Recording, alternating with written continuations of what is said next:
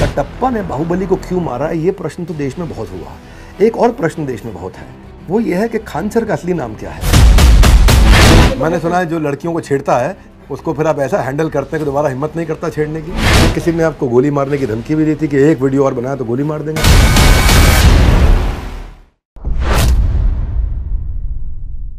हाँ जी, स्वागत है आपका। मैं Vivek Bindra, founder and CEO बड़ा बिजनेस.com।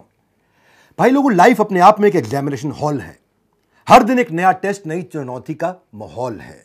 हर दिन एक नया टेस्ट, नई चुनौती का माहौल है। लेकिन जो लोग अपनी जिंदगी का क्वेश्चन पेपर बनाते हैं, उनके जवाब सारी दुनिया के लिए एक पावरफुल लेसन बन जाते हैं। नमस्कार, आज फिर से स्वागत करूंगा और आपको नहीं मिलाऊंगा मैं किससे मिलवाने जा रहा हूं, क्योंकि पहले मैं उनके बारे में बताऊंगा। ऐसे लोग जो भारत को बड़ा भारत बनाते हैं, उन्हीं की कहानी हम आप तक पहुंचाते हैं। हमने जब बड़ा भारत की शुरुआत करी थी तो सुपर 30 के गुरु हमारे यहां आए थे, जिनको आप सब जानते हैं। आज लैंडमार्क 25वां एपिसोड और हमारे मेहमान वो गुरु नहीं है, वो गुरुकुल हैं। गुरुकुल भी हैं, गुरुकुल भी हैं। आजकल के बच्चों को बड़ा कूल बनना पसंद है। 17 मिलियन से ज्यादा इनके फॉलोअर हैं। इस समय यूट्यूब में दुनिया का सबसे बड़ा एजुकेशनल चैनल बन चुका है। आज हर वीडियो 1 मिलियन ऐसे जाता है, ऐसे 1 मिलियन जाता है।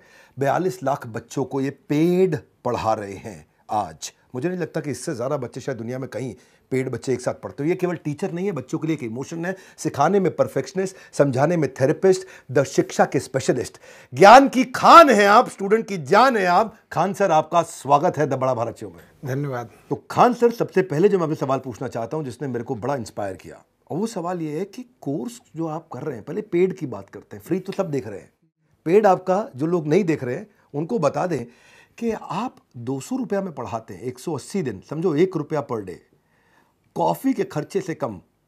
इरादे आपके नेक है, तभी कीमत रुपया 1 है। हाँ? तो मतलब ये है कि एक फेमस सेइंग है कि आपके जो कोर्सेज है खान सर, वो इतने सस्ते हैं कि कंपटीशन पैदा नहीं हो सकता है। तो ये इतने सस्ते कोर्सेज आपने लॉन्च कैसे किए? देखिए, हमको लगता है ना कि जिसे ज़िंदगी जीने के लिए ऑक्सीजन जरूरी है, वैसे एजुकेशन भी बहुत ज़रूरी है। भारत को विश्व गुरु कहा जाता था, हमारी संस्कृति पूरी दुनिया में जानी जाती थी। तो हम लोग इसको खोते जा रहे हैं। रीज़न क्या है कि एजुकेशन बहुत महंगा हो गया है। तो हमको ना ये एक छोटा सा हिस्सा दिखता है कि हम पढ़ा रहे हैं, लेकिन ये एक वो फौज तैयार हो रही है ना, जो भारत को वो पुराना गौरव दिलाएगी। तो हमको वो एक बड़े एस्पेक्ट्स में सोचना है कि हमको कैसे पूरी एक समझिए कि एक पढ़े लिखों की एक सेना खड़ी करनी है, जो तलवार से नहीं कलम से लड़ेगी। और उस समय जब भारत जो सोने की चिड़िया कहलाती थी, हमको वही वाला भारत चाहिए। और इसके लिए बहुत बड़ा फीस देंगे तो नहीं पॉसिबल है। हमको चाहिए कि वो एक ठेला वाला, रिक्शा वाला जो है, जिसके पास कुछ नहीं है पैसे, 1 रुपये में पढ़ाएंगे। 1 रुपये भी पढ़ सकता, वो भी नहीं है तो वो भी आए तो भी पढ़ाएंगे हम उसको। लेकिन तुम हमारी भारत की जो भारत निर्माण की जो सेना है, उसमें पीछे नहीं रह सकता है। इस भारत निर्माण के हर सैनिक के हाथ में एक कलम होगा। बड़े संघर्षों से निकले आप, आपके ऊपर भी आया और मैंने सुना परिवार पे भी आपका काफ़ी संघर्ष रहा बचपन में। आपने मतलब फिर भी कहते हैं कि जीवन में का सबसे बड़ा गुरु ठोकर है। खाते जाओ सीखते जाओ, खाते जाओ सीखते जाओ। तो आपका बचपन बहुत मुश्किलों में गुजरा। पिता के पास स्टेबल जॉब नहीं थी, चीज़ों का अभाव था, पेंसिल तक आपको आधी करके दी जाती थी और कुछ सादे पन्ने आपको मिलते थे तो माँ उनको जोड़ करके सिल करके दिन में हम लोग बटोर के लाते थे। घर के आगे कॉलेज था, तो वो जो कुछ के किताब जो फेंक देते थे कॉपी, तो उसमें जो सादा रहता था उसको फाड़ ले आते थे और उसको सिल के मम्मी दे देती थी। और उसको हम लोग ना कॉपी चेक कराने नहीं ले जाते थे, क्योंकि स्कूल वालों का एक स्ट्रेटजी होता है कि कॉपी मेरे यहाँ से खरीदो, ये तो कॉपी ही नहीं है, सिली हुई है। तो पीट देते थे लोग कि क्यों नहीं लाए। तो पिटाना ही ठीक था। वहाँ लेते तो बैन कर देते कि भाई तुमको कॉपी लेनी ही पड़ेगी। और आप आर्मी ज्वाइन करना चाहते थे, ज्वाइन नहीं कर पाए? मेरा हाथ ये अजीब डिजाइन का है। मतलब हमको बस आर्मी ही चाहिए थी और कुछ भी नहीं चाहिए। हम जब 10th में पढ़ते थे तो जो एनसीसी में गए थे, तो शूटिंग जब दिया गया, बहुत बेहतरीन शूटिंग किए। तो जो कर्नल साहब थे हम लोग के, उस समय जो कर्नल थे, कर्नल उदय सिंह राठौर, हम लोग के सीओ साहब थे वहाँ पे। वो बुलाए, करेगा क्या तू आगे? आर्मी वालों की भाषा ही बहुत स्टिक होती है। तो हम उन्हीं को देख के कहें कि यही बनना है हमको। तो बाद में वो एनडीए वगैरह जाना था, तो काफ़ी मेडिकल टर्म्स उसके हार्ड होते हैं, तो वहाँ सक्सेस नहीं हो पाया इनमें। और ऐसे चीज़ों में आप छटिएगा जो कभी सही भी नहीं हो सकता है, तो फिर वहाँ जाना कोई मतलब नहीं बनता। फिर बाद में एजुकेशन टीचिंग में चले। तो सीबीएसई आपने 10वीं इंग्लिश से किया, अच्छा, और 12th आपने हिंदी से किया। बाद में एनडीए मेडिकल फिट होने के कारण गए नहीं, और बीएससी करने के बाद आपने एमए ज्योग्राफी में किया। तो मैं देख रहा था कि बार बार आप बदल रहे थे, बार बार प्रोफेशनल डायरेक्शन बदल रहे थे, और करियर में आपने कई दफ़ा चेंजेस किया और बाद में आप मास्टर जी बन गए। आज आप सिखा रहे। लेकिन आज 25 साल से उम्र के कई कम उम्र के बच्चे हैं, आप अपने अनुभव से उनको क्या कहना चाहेंगे कि वो अपना करियर कैसे चूज़ करें? सबसे बड़ा चीज़ हम एक चीज़ कहेंगे ना, जो चीज़ कर सकते हैं ना वही करना चाहिए। कई लड़कों को देखते हैं उनका दिमाग माइंडसेट बिजनेस का है, जबरदस्ती घुसे जा रहे हैं इधर में, वो भी सही बात नहीं है। अब किसी का बिजनेस में घुसार दिए, उसको पढ़ने का शौक है, तो पहले उनको पता होना चाहिए। हमको पता था कि अगर हम इंग्लिश मीडियम में रह गए रहते तो कुछ नहीं कर पाते। हम सीबीएसई पर तो मजाक के हिसाब से बोल देते हैं कि सीबीएसई अदरवाइज हमको ना वहाँ 10% समझ में आता था, बट स्टैंडर्ड एकदम बढ़िया टाई वगैरह सब रहता था। पर शुरुआत में आपने एक बच्चे से शुरू किया था पढ़ाना, और वो बच्चा बहुत निकम्मा था हमने सुना, और बाद में वो बच्चा क्लास में टॉप करने लगा। बड़ा भारत शो में हमने कई शिक्षक बुलाए, हमने अलग पांडे जी बुलाए, आनंद सर बुलाए, अमन धत्तरवाल और आज खान सर हमारे साथ में हैं। तो कठिन सब्जेक्ट भी लोग आसान कर रहे हैं, ये वो सारे टीचर्स हैं, और आप भी कठिन सब्जेक्ट को बहुत आसान करते हैं। पर दूसरी तरफ स्कूल कॉलेज में आज भी रट्टे की बातचीत हो रही है, भले टॉपिक समझ में आए ना आए। तो आपको क्या लगता है क्या कमी है एजुकेशन सिस्टम में? आपको आज एजुकेशन सिस्टम समझाना है मुझे, एक लाइन में अगर आप ये समझाएं कि एजुकेशन सिस्टम में ये कमी दूर होनी चाहिए, बहुत जरूरी है, क्योंकि शिक्षक ये ठीक से नहीं समझ रहे हैं। तो शिक्षक के बारे में क्या कहना चाहेंगे? देखिए, शिक्षा से आप रोजगार पा सकते हैं, बट ये रोजगार का अवसर नहीं होना चाहिए। आपके अंदर वो क्वालिटी है कि आप शिक्षक बन सकते हैं तो ही जाइए, प्लीज। हम सबसे कहते हैं, आप पैसे के लिए जा रहे हैं तो ये आप भविष्य के साथ खेल रहे हैं, बच्चों के भविष्य के साथ नहीं, इस देश के भविष्य के साथ। ये देश एक ट्रेन है जिसके चक्के के रूप में वो विद्यार्थी है जो अपने घरों में बैठा हुआ है, आप उसके साथ नहीं खेलो। आपको वो पैशन होना चाहिए। आपका 10 काम छोड़ के अगर आपको लगे कि नहीं, अगर बोला जाए कि अगर आपको आज लास्ट डेट है तो आपको ये होना चाहिए कि जो चीज जाने है उसको धड़ल्ले से फेंक दीजिए स्टूडेंट के पास, जाओ भाई अब जा रहे। तो ये डेडिकेशन होना चाहिए वहां पे। पैसे के लिए होगा तो ये क्वालिटी गिरेगी। मैं असल में टीचर्स के लिए काम करने का प्रयास कर रहा हूँ कि मैं इस बार जो शिक्षक दिवस आ रहा है टीचर डे, तो मैं आज सबको बताना चाहता हूं कि मैं एक फ्री वेबिनार करने जा रहा हूं सबके लिए, ट्रेन द ट्रेनर टीचरप्रेन्योरशिप। और ये मेरा एक और गिनीज वर्ल्ड रिकॉर्ड अटेम्प्ट होगा। ये मेरा एक वेबिनार रहने वाला है और मैं बिल्कुल अफोर्डेबल करता हूं, एक्सेसिबल करता हूं, लेकिन आज फ्री करने जा रहा हूं।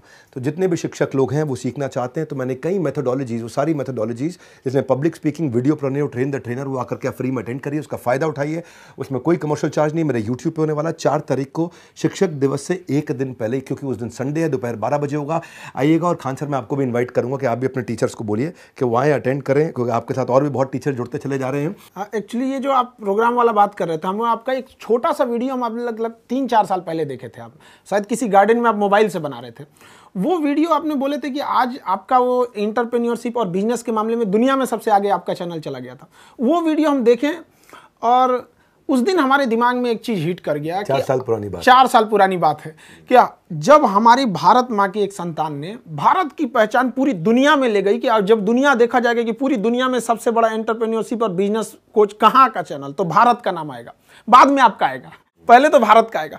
हमने सोच लिया कि भाई हमें भी कुछ ना कुछ तो ऐसा करना है जो पूरे वर्ल्ड लेवल में भारत को आगे जाए। तो मेरे भी दिमाग में था हम क्या कर सकते, तो हम तो एजुकेशन फील्ड में, तो हमें उसी दिन से लगा था कि हमें भी एजुकेशन के मामले में दुनिया में सबसे बड़ा चैनल ले जाना है।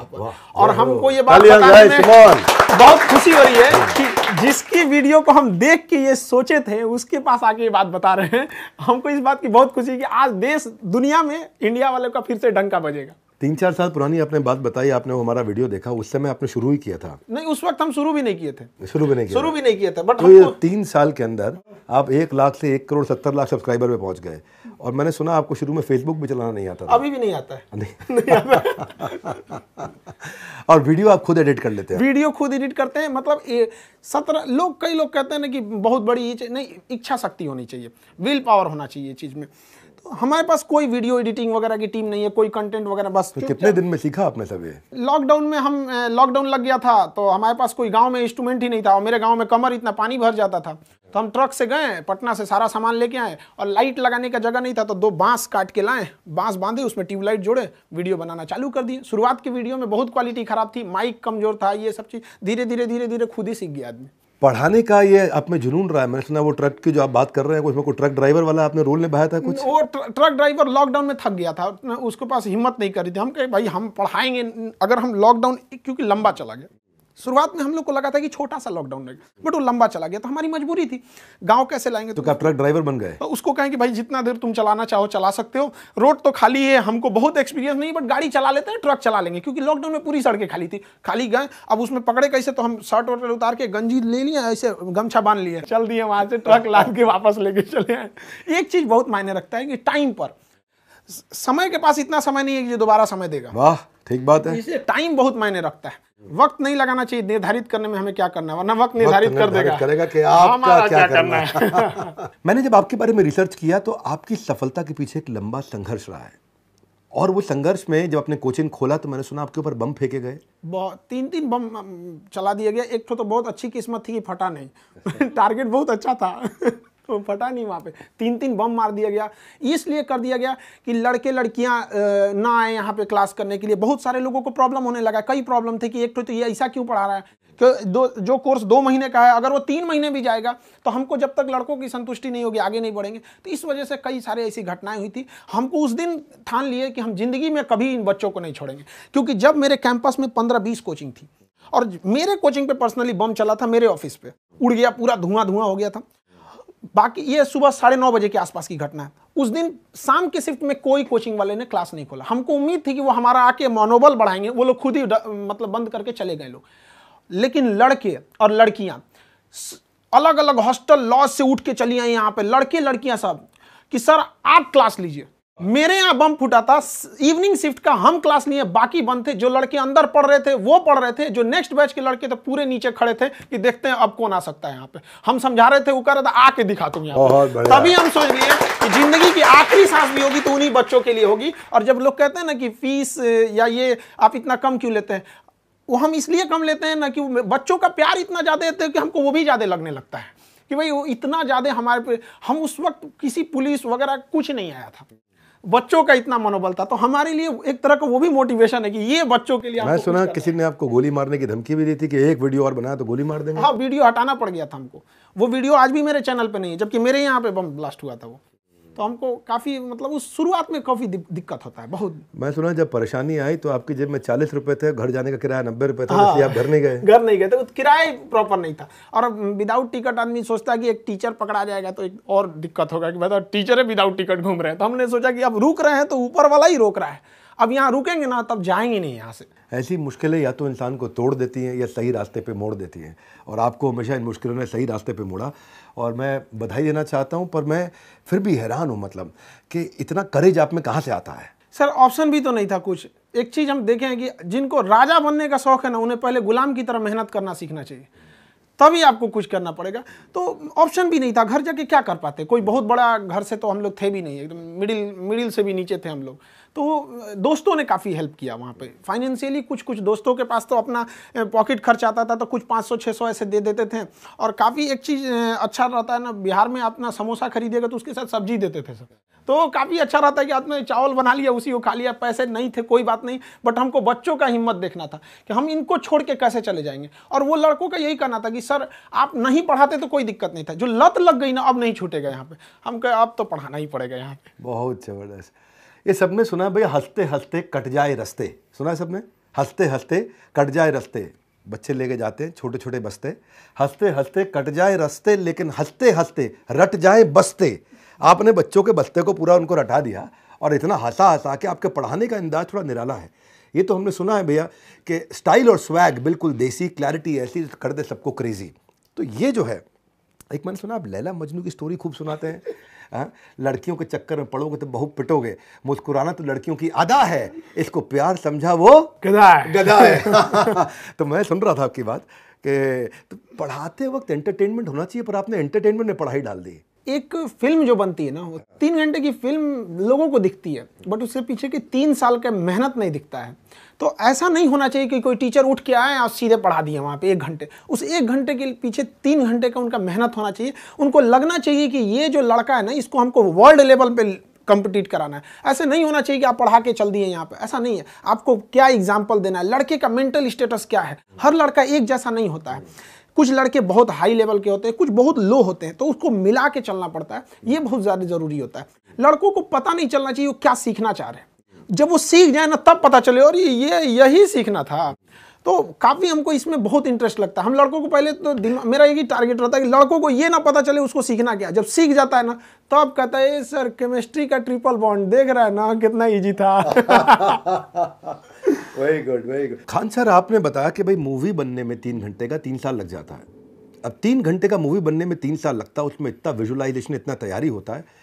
तो खान सर को जब 1 घंटे का क्लास लेना होता है तो उसके पीछे क्या प्रिपरेशन होता है और कैसे प्रिपेयर करते हैं? क्योंकि आपके कंटेंट में तर सुपर फास्ट एक्सप्रेस और इतनी स्पीड से आप बोलते जाते हैं और इतना कंटेंट इतना जाता है, आपका वर्ड्स पर मिनट, मैं सोचता हूँ मैं तेज बोलता था, आपसे मिलने के बाद हमको लगा भाई कुछ सीखना पड़ेगा करके। तो ये क्या तैयारी करके रखते हैं कि ऐसा निकलता है आपके यहाँ से, जैसे मतलब कभी आदमी भागता हो तो उसके शरीर से पसीना निकलता है, आप और हम लोग भागते तो कंटेंट निकलता है।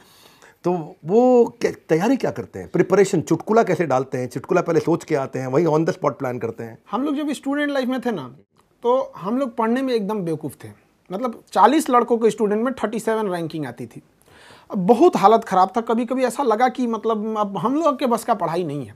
तो एक चीज़ हमको समझ में नहीं आया था, साइंस या कुछ चीज़ें ऐसी थी जो उसको समझ में नहीं आ रहा था।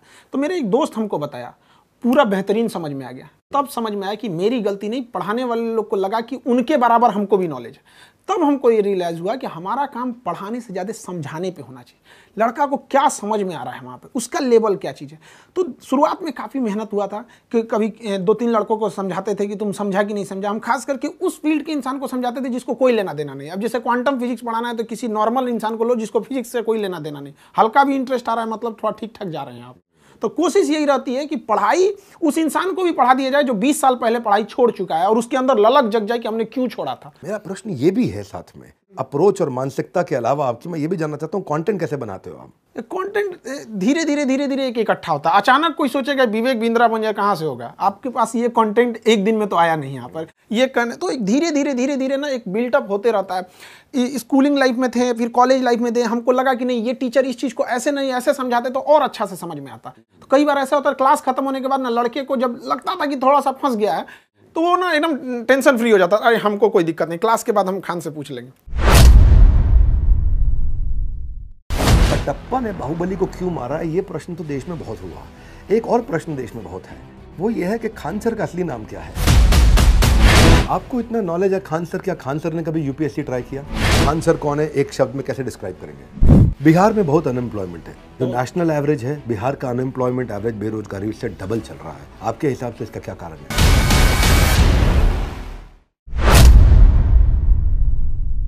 मैंने एक बच्चे का इंटरव्यू देखा कि वो गांव से आया।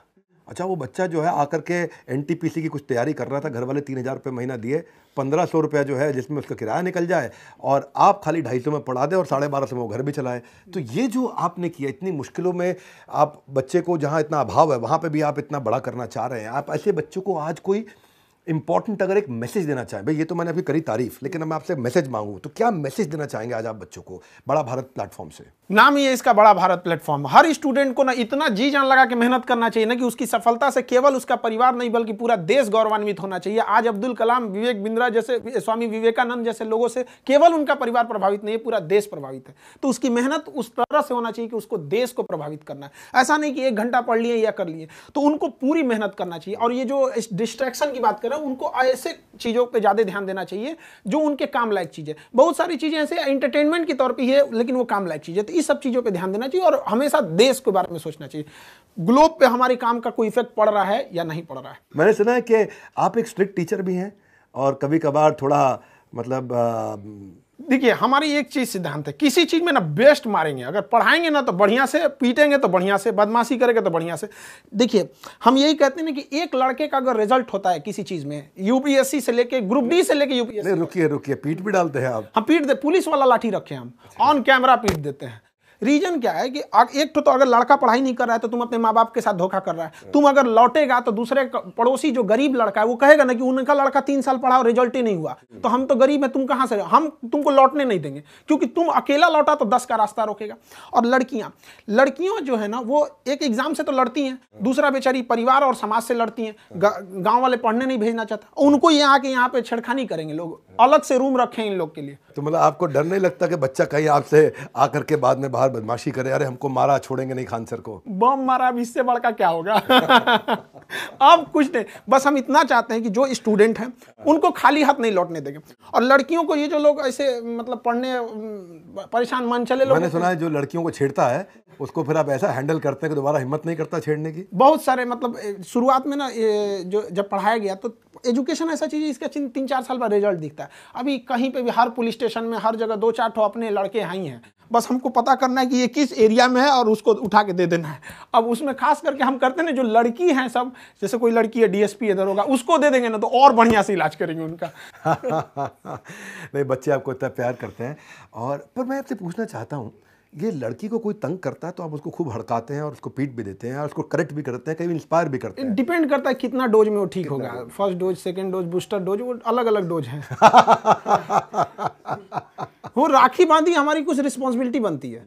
बिल्कुल ठीक। मैं सुना सबसे ज्यादा राखी आपको। हाँ, सबसे ज्यादा बांधी के ब्लड रुक गया था मेरा। तो कितना 2,500-3 हज़ार राखी? हाँ, 2200 से ज्यादा थी राखी। 2200 से ज्यादा राखी, बहुत ज्यादा राखी थी। मेरा एक बाउंस बैक इवेंट था पटना में, उसके बाद मैं दोबारा नहीं किया इवेंट।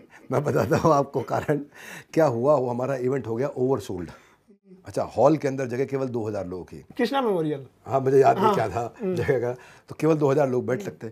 वहाँ एडजस्ट करा के 2200, 2400 आदमी घुस गया। अब बाहर 2000 आदमी और खाली खड़ा, तो उनमें जो है हमारे पास हमारे सेल्स के आदमी बैठे बाहर, तो ऐसा करके आया और यूँ कान खुजाया और बोला, बिंद्रा जी से कह दीजिएगा दिल्ली पहुंच नहीं पाइएगा। तो वो हमारी टीम भाग गई वहाँ से, बोला कह रहे दिल्ली पहुंच नहीं पाइएगा।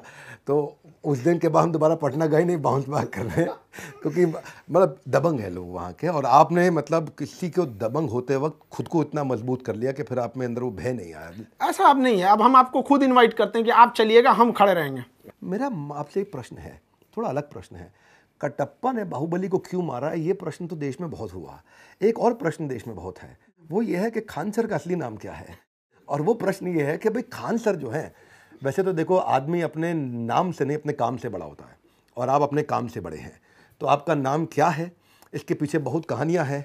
अब जो कहानी आप बताना चाहेंगे, आज हम वो कहानी सुनना चाहते हैं। देखिए, हम एक नॉर्मल से जब शुरुआत में थे तो एक लड़का था, तो उस क्लास को ही हटाना पड़ा जो था। बाद में 5-6 लड़के आए पढ़ने के लिए, तो धीरे धीरे लड़के अचानक बढ़ने लगे। तो एक कोचिंग वाले ने ऐसे नाम दे दिया खान सर, और बहुत सारे लोग अलग अलग नाम से बुलाते हैं। कोई अमित सिंह बुला दिया, कोई खान सर बुला दिया, और कोई जालिम खान बुला दिया। किसी को जो मनो बुलाना है बुला सकते हैं। बात ये नहीं है कि नाम क्या चीज़ है, बात ये कि हम अपने देश को प्रेजेंट करना चाहते हैं। हमारा मेन मकसद है कि हमें जाति धर्म से मतलब नहीं है। हमारी एक सिंगल सी एंटिटी है, एक पहचान है कि हम एक हिंदुस्तानी है, बस एनफ है यहाँ पर। आपकी हर बात सुन के लगता है आप एक देशभक्त हैं।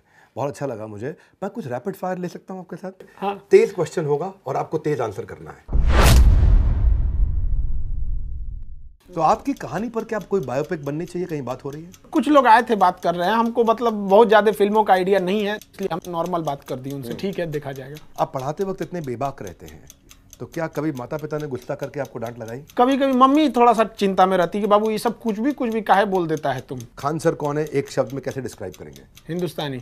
आपकी सबसे बड़ी स्ट्रेंथ क्या है? कितना भी कुछ हो जाएगा, हम अपने लक्ष्य से नहीं हटेंगे। आपकी सबसे बड़ी कमजोरी क्या है? कमजोरी में थोड़ा इमोशन हो जाता है। स्टूडेंट को देखते हैं तो हमको कभी कभी दूसरे के इमोशंस में ना ऐसा लगने लगता है एक कि मेरा ही प्रॉब्लम है, तो अपना काम छोड़ के सोचते हैं पहले इसका सॉल्व कर दे। तो एक लेवल तक ये ठीक रहता है।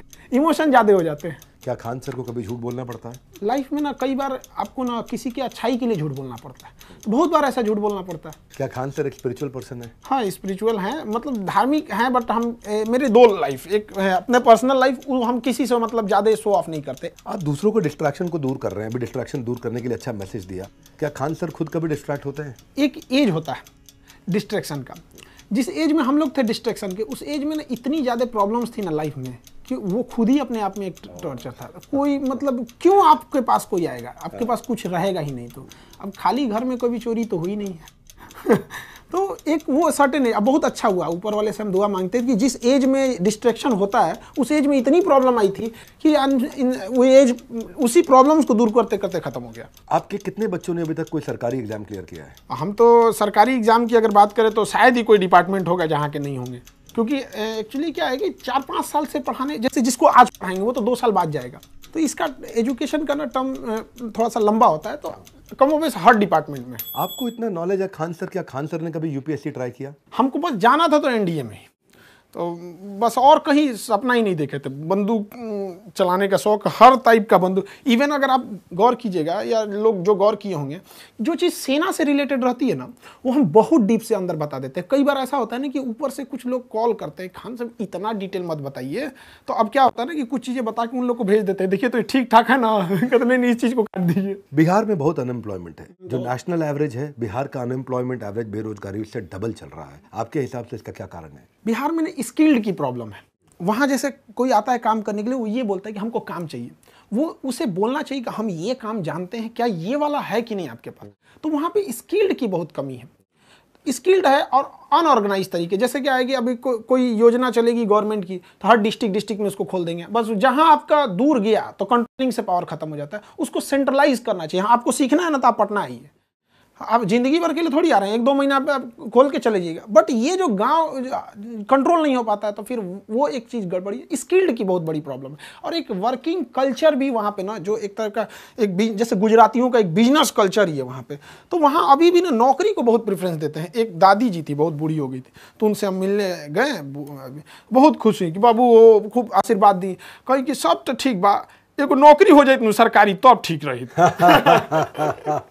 अगर बच्चों के दिल की बात करनी हो, आप बच्चों के दिल की बात करते हैं, लेकिन अगर अपनी खुद की दिल की बात करनी हो तो किसके पास जाते हैं? बच्चे तो आपके पास आते हैं, आप किसके पास जाते हैं? दिल में जो रहता है हम बच्चों को बोल देते हैं। ऐसा कोई पर्सनल चीज़ें नहीं रहा है।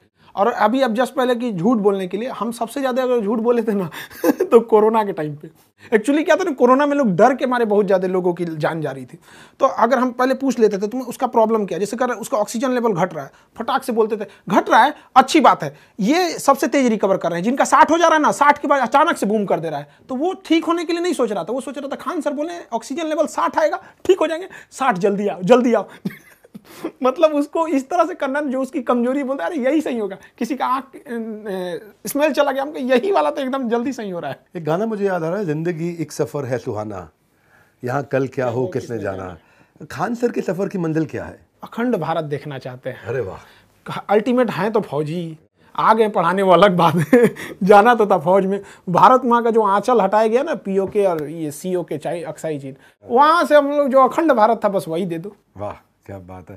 आपका कोई अपना वीडियो जो आपको बहुत पसंद हो? कई सारे ऐसे। अब अचानक अपने वीडियो में कैसे, अब जो इतना आदमी बोल देता है, रिसर्च कर देता है कि इंटरेस्ट है उसमें से हट जाता है। कोई मेरा ऐसा वीडियो जो आपको बहुत पसंद हो? दुनिया आपको क्यों जाने, वाई पीपल नो यू। और एक जो आपने बोला था कि हम भारत माँ का, भारत के एक संतान का चैनल सबसे आगे चला गया, वो तो मतलब नेक्स्ट लेवल था। मतलब उसी को देख के हम यहाँ आपको बता भी देंगे, आप ही की वजह से हमने ये सोचा। मेरी वजह से नहीं, आपकी मेहनत और बच्चों के प्यार से है। अच्छा, मान लीजिए आपने कुछ पढ़ाया और स्टूडेंट को समझ में नहीं आया, तो इसमें टीचर की कितनी गलती है और स्टूडेंट की कितनी गलती है? इस बात से कई टीचर हमसे नाराज भी हो जाते हैं। हम ये कहते हैं कि अगर स्टूडेंट क्लास में नहीं आया है, उसके बाद फेल हो जाता है, तो स्टूडेंट की गलती है। क्लास में बैठ के फेल हो जाता है तो आपकी गलती है। कैसे हो गया यहाँ पर? तो ये बहुत मायने रखता है। आपकी एक रिस्पॉन्सिबिलिटी, आप ऐसे पल्ला नहीं झाड़ सकते हैं कि नहीं समझ में आया। आप उसको उस लेवल पे ले जाके समझाइए। और ये धीरे धीरे एक्सपीरियंस से आ जाता है। जब हम लोग भी शुरू में पढ़ाते थे ना, तो एक आइडिया लगता था कि एक फ्लो में पढ़ा देते थे, लेकिन अभी आइडिया है कि हाँ यहाँ तक हमको जाना है, यहाँ ये पक्का फंसेगा, तो इसलिए उसको हंसा खिला के वहाँ तक में निकाल देते हैं। तो आप टीचर को बड़ा जिम्मेदार व्यक्ति मानना चाहते हैं कि भाई टीचर की जिम्मेदारी है? उसके साथ एक और चीज़ कहते हैं, टीचर की बहुत सारी जिम्मेदारी है। आपको ये सोचना, आपको दिमाग से ये हटा देना चाहिए कि आपकी पर्सनल लाइफ से बहुत बड़े नहीं। आप टीचर बन गए ना, तो आपको आपकी लाइफ से स्टूडेंट को कनेक्ट करना है। अब पता चला हम यहाँ से एक तो आधा बाल इधर रंग दे, आधा इधर रंग दे, कहें कि मेरी पर्सनल लाइफ है, तो काहे को टीचर बन गया? आपको पर्सनल लाइफ में जाइए ना, फिल्मी दुनिया में यहाँ पे नाचे गाएं, ये मतलब एक कंट्रोल में रहना चाहिए कि आपसे लोग इंस्पायर हो रहे हैं। आप यहाँ आए हैं तो आपकी एक जिम्मेदारी बनती है। सिलेबस के बाद भी एक ऐसी जिम्मेदारी है जो लाइफ टाइम उसको सिखाना है। सर्वांगीण विकास होना चाहिए उसके पास, ताकि उसको लगे कि हाँ ये हिंदुस्तान से पढ़ के गया है। कंट्रोवर्सीज भी हो रही हैं, तो लोग कई बार आपको बुराई भी करते हैं, और इतनी सारी कंट्रोवर्सीज हुई होंगी आपके साथ। कोई ऐसी कंट्रोवर्सी जिसने आपका दिल दुखाया हो? एक बिना मतलब की कंट्रोवर्सी हो गई थी, जो इंडिया से उसका कोई टॉपिक नहीं था। एक्चुअली एक टॉपिक चल रही थी, फ्रांस के राजदूत को बाहर निकाला जा रहा था। तो अक्सर देखते होंगे इंटरनेशनल रिलेशन चूंकि करंट अफेयर में जरूरी होता है, तो टॉपिक था कंप्लीटली डेडिकेटेड था पाकिस्तान और फ्रांस से। उसको इंडिया से कोई मतलब ही नहीं था। तो हम जो भी चीज़ें बता रहे थे पाकिस्तान का बता रहे थे। बट क्या हुआ ना, कुछ पाकिस्तानी चैनलों ने ना पाकिस्तान हटा दिया, फ्रांस हटा दिया, धीरे धीरे पाकिस्तान से इंडिया की ओर चलाया। कुछ गाने भी होते हैं, आप देखते होंगे पाकिस्तान से इंडिया की ओर आके बहुत तेज़ी से स्प्रेड हो जाते हैं। तो उनका था, और यहाँ बिना मतलब की इन लोगों ने कंट्रोवर्सी खड़ी कर दी। बाद में जिन लोगों ने कंट्रोवर्सी खड़ी की थी वो पर्सनली कॉल भी किए और कहें कि सर हम वापस आपसे सॉरी बोलते हैं। हम कहे अब तुम चौपट करके एक तो बिना मतलब का काम के उसको सॉरी बोलता रहने दो भाई, ऐसे ही रहने दो यहाँ पे। बाद में धीरे धीरे रियलाइज हुआ वो टॉपिक ही इंडिया का नहीं था। तो एक होता है ना कि इंडिया का टॉपिक रहे तो बोलो तो समझ में भी आता है। मैंने सुना एक कंपनी ने भी आपको ज्वाइन करने के लिए करोड़ों रुपए ऑफर किए थे। 107 करोड़। 107 करोड़, वाह। उस वक्त मेरे पास कुछ भी नहीं था, बहुत कुछ नहीं था उस समय। आपने मना कर दिया? हाँ। क्यों मना किया आपने? उनके पास जाने का मतलब ये हो जाएगा कि आप अपनी फीस को बढ़ाइए, जो 200 रुपये की फीस है उसको 2000 करिए, फिर जाके 10,000 करिए। लड़का तो पढ़ेगा, अब जैसे मान के चलिए किसी को खानसा से पढ़ना है तो 200 की जगह हम उसको 500 भी करेंगे तो क्या थोड़ा सा कहेगा कि सर नहीं बढ़ाइए, फिर तो पढ़ेगा ही वहाँ पे। तो ये चीज़ें थी उनका कहना। हम कहते कि नहीं, फ़ी अगर 200 ही रहेगा तो कोई दिक्कत नहीं, फ़ी वो बढ़ाएंगे, कहेंगे सर हम आपको 107 करोड़ देंगे 200 रुपये की फीस में। हम कह नहीं चाहिए। तो चला तो आप एडटेक फर्म ही रहे हैं, टेक्नोलॉजी बेस्ड एजुकेशन दे रहे हैं, 42 लाख बच्चे आपसे पढ़ रहे हैं, 200-250 रुपये आप 180 रुपया कुछ ले रहे हैं उनसे। तो अब आए थे अलग पांडे जी, वो भी फंडिंग ले ही गए, 7,500-8 हज़ार करोड़ की इनकी जो है आज कंपनी हो गई है। तो खान सर फंडिंग लेंगे नहीं लेंगे? एक्चुअली क्या है कि जब हम लोग यूपीएससी वाले सेगमेंट में जा रहे हैं ना, तो वहाँ बच्चों को हमको एकदम प्राइम फैसिलिटीज़ देनी है। मतलब वो चीज़ जो उसके पास नहीं है, ऐसा फील देना है ना कि वो आने के बाद वो उसको लग गया कि अब मेरा तो भाई हो गया वहाँ पे। तो वहाँ पे अगर इस टाइप का अगर कुछ लगेगा तो आदमी आगे सोचेगा, क्योंकि लड़कों को इंफ्रास्ट्रक्चर, गांव के लड़कों को ना हमको वो फील देना है ना कि उसको इंफ्रास्ट्रक्चर उसको लग जाए कि ये चीज़ इसके सिवा कहीं नहीं मिल सकती थी। मतलब 2 से 3 लाख में मिल रहा है हमको, वो मामूली, मतलब जब जैसे 2 लाख 2.5 लाख फीस को आप 8-10 हज़ार तक सप्रेस करेंगे, उससे ज़्यादा तो वो सप्रेस भी नहीं हो पाएगा। कोई भी पढ़ा लिखा सोचेगा तो इससे ज़्यादा क्या सप्रेस हो पाए। तो उस टाइम पे हो सकता है कि ज़रूरत लगे, but at the last and यही है कि एक गांव के लड़कों को भी हमको जहां तक जाना मिशन आप नहीं हिलाना चाहते हैं। मिशन के लिए जरूरत पड़ेगी तो पैसा उठाएंगे भी, लेकिन मिशन नहीं हिलाएंगे। मिशन नहीं। आज खान सर के इस इंटरव्यू को मैं चाहूंगा कई बच्चों ने देखा होगा, इसको बाकी बच्चों तक पहुंचाएं ताकि वो और इंस्पायर्ड हों। ये अपने आप में बिजनेस मॉडल भी बहुत सुंदर है जिन्होंने अफोर्डेबल बनाया। खान सर एक ऐसे रेवोल्यूशनरी एंटरप्रेन्योर भी हैं और एक ऐसे एजुकेटर हैं, एक ऐसे टीचरप्रेन्योर हैं जिन्होंने बहुत बड़ा रेवोल्यूशन लेकर के आया। मैं चाहूंगा इस मैसेज को आप सही आदमी तक, सही व्यक्ति तक जरूर पहुंचाएं, सही बच्चों तक जरूर पहुंचाएं। और बस थोड़ा सा और इंतजार, आ गया एक और बड़ा बुधवार। अगले बुधवार आपसे आकर के फिर मिलेंगे। वीडियो को लाइक जरूर करिएगा, हमारा उत्साह बढ़ता है। आप चैनल को सब्सक्राइब करना चाहें लेकिन इसको सही व्यक्ति तक जरूर पहुंचाइएगा। हमारे साथ जुड़े रहने के लिए, इस वीडियो को पूरा देखने के लिए आप सबका हृदय की गहराई से प्रेमपूर्वक बहुत बहुत धन्यवाद। खान सर आपका विशेष धन्यवाद। धन्यवाद।